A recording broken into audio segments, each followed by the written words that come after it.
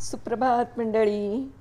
मी नीलिमा पटवर्धन आणि आज पुन्हा एक छानशी गोष्ट सांगणार आहे. एक सत्यकथा आहे. गोष्टीचं नाव आहे राग बायकोचा फायदा जगाचा. हसायला आलं ना, पण हसू नका, खरंच हे सत्य आहे. गोष्ट आहे 2004 सालची. आत्ताचे गुगल कंपनीचे CEO सुंदर पिचाई त्या काळात अमेरिकेत करिअर करण्यासाठी संघर्ष करत होते. धडपड सुरू होती. तर एकदा त्यांच्या तिथल्या परिचित फॅमिलीने त्यांना जेवायला बोलवलं. सुंदरने ही गोष्ट आपल्या पत्नीला फोन करून सांगितली आणि म्हणाले की असं करूया, मी ऑफिसमधून कामं आटपून परस्पर त्या मित्राच्या घरी येतो. तू आपल्या घरून आवरून सगळं नीट कर आणि थेट तिकडेच ये. परत येताना मग आपण एकत्र येऊया. जेवणाची वेळ रात्री 8ची ठरली होती. त्याप्रमाणे मिसेस पिचाई वेळेत सगळं आवरून त्या फॅमिलीच्या घरी बरोबर 8 वाजता पोचल्या.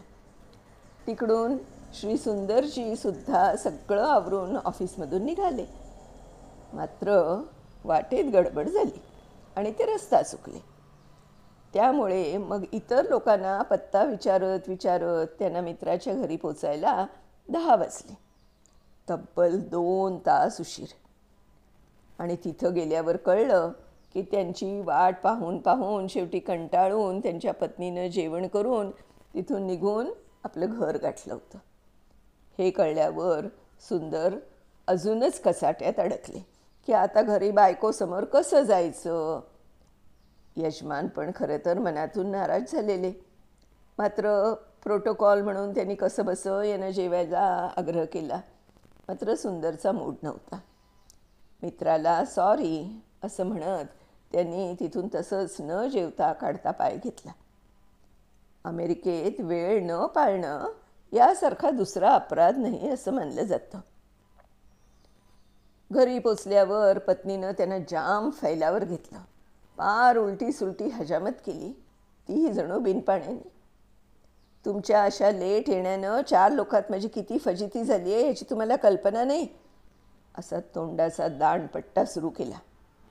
वातावरण खूपच तापलेलं पाहून सुंदर पिचाई यांनी तिथून काढता पाय घेतला आणि सरळ आपलं ऑफिस गाठलं. रात्रभर ते जागीच होते. एकच विचार करत होते की मी रस्ता चुकलो आणि मला लेट झालं आणि पुढे इतकं रामायण घडलं. माझ्यासारखेच अनेक लोक असतील ज्यांना हा त्रास सोसावा लागत असेल. अशी काहीतरी सोय करायला हवी की कुणीच कधीच रस्ता चुकणार नाही. आणि हा विचार करत असतानाच पहाटे त्यांच्या डोक्यात एकदम विचार आला की जर खिशात रस्त्याचा नकाशा असेल तर योग्य मार्गदर्शन मिळालं असतं आणि मी रस्ता चुकलो नसतो. दुसऱ्या दिवशी सकाळी सुंदर पिचाई यांनी आपल्या संपूर्ण टीमची मीटिंग बोलवली आणि नकाशा बनवण्याची आपली आयडिया सांगितली. मात्र या आयडियेबद्दल कुणीच स्वागतोत्सुक नव्हतं. उलट असं शक्य नाही हाच मूड सगळ्यांचा होता. मात्र सलग 2 दिवस सुंदर त्यांच्याशी बोलत होते. नकाशा आणि स्कीमबद्दल समजावून सांगत होते आणि शेवटी त्यांनी याच टीमकडून असं एक सॉफ्टवेअर बनवून घेतलं जे लोकांना योग्य तो रस्ता दाखवेल. आणि अथक श्रमातून त्या टीमने 2005 सालात गुगल मॅप बनवून अमेरिकेत सर्वप्रथम लॉन्च केलं. पुढच्या वर्षी इंग्लंडमध्ये 2008मध्ये भारतातसुद्धा गुगल मॅप ॲप्लिकेशन लॉन्च करण्यात आलं. आणि आज त्या गुगल मॅपची उपयुक्तता संपूर्ण जगाला उमजली आहे.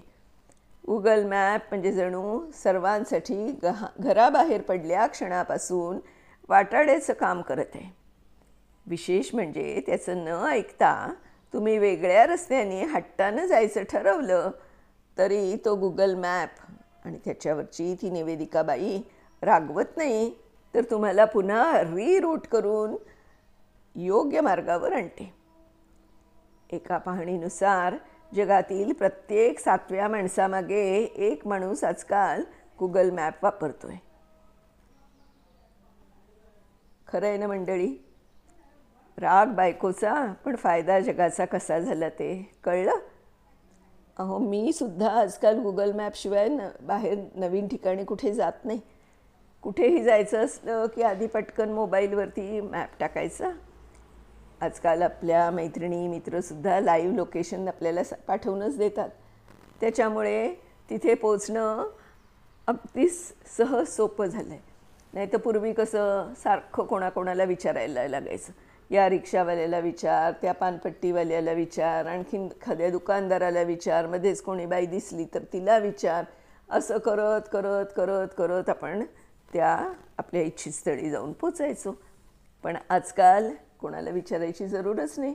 ती जी निवेदिका बाई आहे ना, तीच आपल्याला सगळं सांगते कसं करायचं ते. आहे की नाही मजा? तर अशा छान छान गोष्टी ऐकण्यासाठी माझं यूट्यूबचं जे गप्पा गोष्टी चॅनल आहे ते नक्की सबस्क्राईब करा. रोज तुम्हाला छान गोष्टी तर ऐकायला मिळतीलच. आणि मग त्या लाईकही करा आणि शेअरही करा. मी निलिमा पटवर्धन उद्या पुन्हा नवीन गोष्टीसह येण्याचं आश्वासन देऊन आज आपली रजा घेते. धन्यवाद.